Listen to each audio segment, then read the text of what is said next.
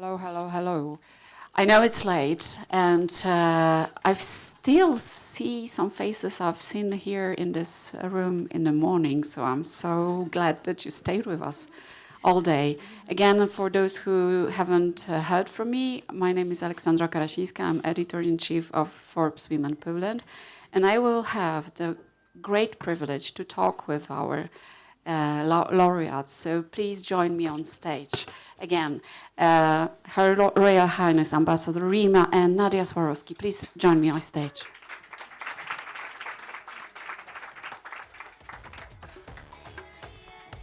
Let's sit.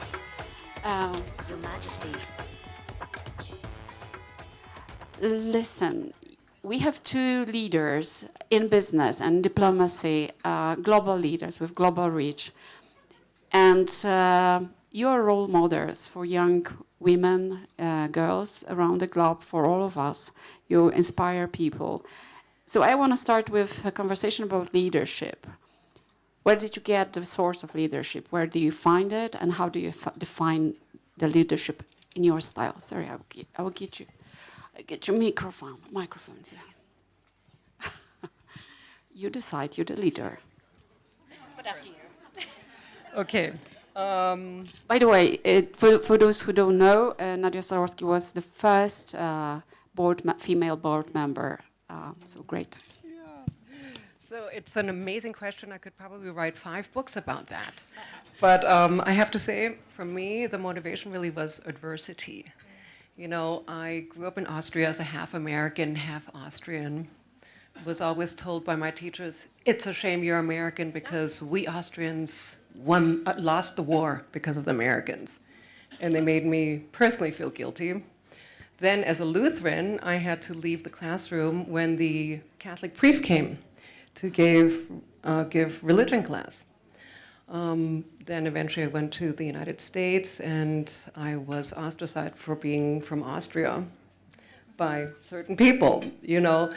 And I just thought, well, why can't you just see me for who I am?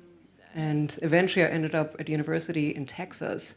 And they said, your name is so hard to pronounce, we'll call you Nadja S.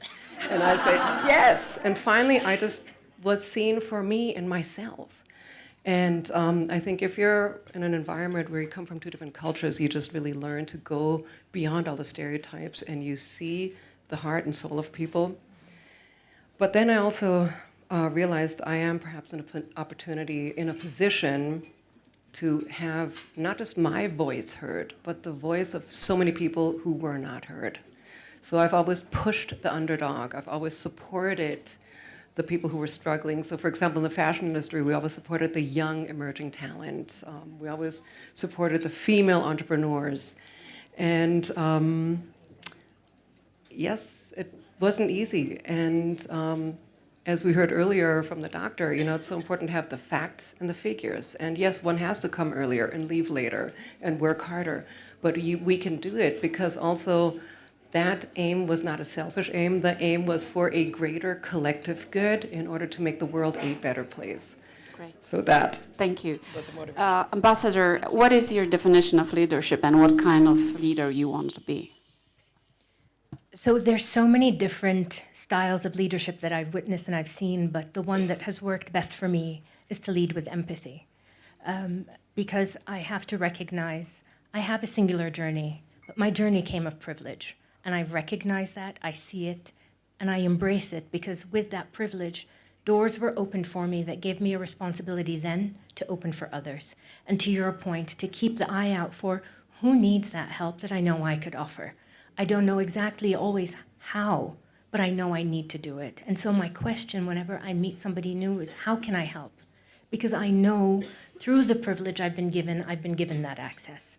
And so empathy plus consistency. There is nothing worse than making a promise you never intend to keep. And if you've made the promise, follow through, but be consistent. Create a reputation for delivery, not for being the one that says yes, yes, yes, and moves on. And in what I've experienced in leadership, no is a powerful word. And it's a liberating word because sometimes you cannot do what is being asked, and sometimes you cannot give what is needed. And so when you tell somebody no, you allow them to be released from the weight for you. And when you say the no, it goes, the next question is, but how can I help? And that help could be connecting to others. It could be opening a door or a pipeline or an avenue for something else. And so you only know to do that if you have empathy for the other individual. You may not be the one, but you can always guide them to the one. Thank you. That was a beautiful answer. I want to ask you about the lesson that you remember, that you've gone through, or the philosophy that you use that made you what you are today, like the lesson during your journey in life, I don't know, private or as an entrepreneur, that also made you stronger. And I think looking at you, all those people here, and being inspired by you, we really like looking for what made you what you are. What is your journey? Well, I have to say, I've been the one who ever so often had the door closed and was given no as an answer, but it actually makes you incredibly creative. You know, you find a way to step over that problem, and I started to see stepping stones as a positive way to propel yourself forward.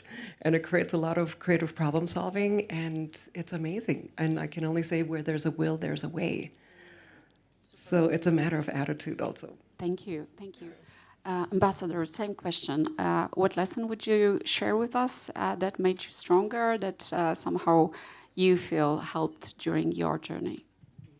So mine has nothing but everything to do with my life trajectory. I was always, since I was a little girl, my dream was to be the perfect wife, the perfect mother. I had dreams of how my children and I would live our lives, and it was just magical and wonderful. And I got divorced in 2011, and it created a moment of profound self-doubt. It created a crisis for myself, and I didn't know who I was anymore. And that space, that vacuum where I thought I was someone to someone, and I became no one to no one. And then I came to a very quick recognition. I could be anything. Anything. I could be anyone, and I had that moment to redesign me for me in a way that would give me the ability to do what I dreamt to do. And while I couldn't have that massive family and, enjoy myself, my world, my work, my colleagues, the women I worked with became that family and gave me that energy that I was seeking in a way that is so beautiful and magical and powerful. So today, I am anyone, and I love it. Wow. What a story. What a story. I mean, I really love the story, and I love that you are true about it, because when I'm doing interviews, meeting very successful women and men, there's always, this PR story that everything goes smoothly and I'm just cleverer and more brighter and more stronger and luck goes my way because of it. But the truth is, every single leader, every single entrepreneur, every businessman failed and failed repeatedly. I don't know if you agree with me, but we have to also share these stories, because they are important. They are life lessons for other people. Exactly. I don't know if you agree with me. No, I totally agree with you. And it's really, blood, sweat, and tears. It's true. And ever so often people just see that final result and think, oh, how beautiful, how glamorous. But no, it was really rolling up the sleeves and getting down and dirty and getting it done and working with the team and communicating and empowering and, finally having a positive impact. But I think... and it's always our choice. We don't have to deal with those things, but we want to. And overcoming is just such a very empowering situation. Okay, thank you. Listen, we have a small plan. Like, last two questions will be asked by young leader. And you know her already.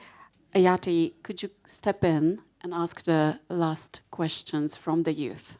So, okay. Mike?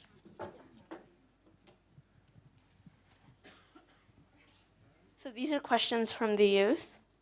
Your Royal Highness, in the face of conflict and chaos, what advice would you give to young girls who are looking towards a bright future, especially because of the war going in Ukraine Russia, Middle East, in the Middle East, Israel, Palestine?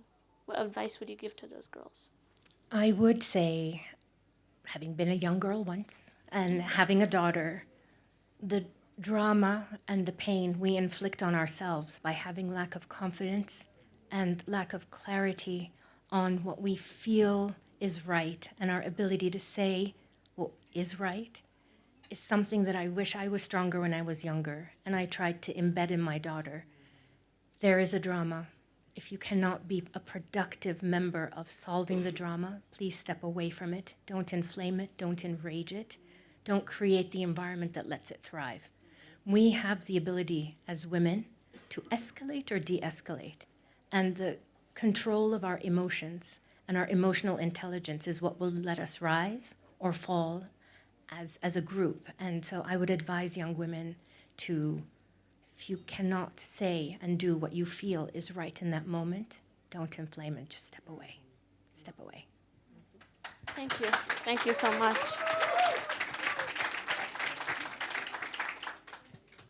Ms. Nadja Swarovski, after hearing your story, I have a question for you. What advice would you give to girls, even if they look far-fetched? Get as educated as you can be. Knowledge is power, and nobody can take that from you. Also, find your community. Find your community, as I mentioned earlier, your friends, your family, other females, and reach out. Reach out. Don't be scared to reach out for advice and for help. And surely they will always help. Thank you so much. And with this, we are finishing. We're closing the panel. Thank you so much, the heroes of the World Women Davos Agenda 2024. Thank you so much.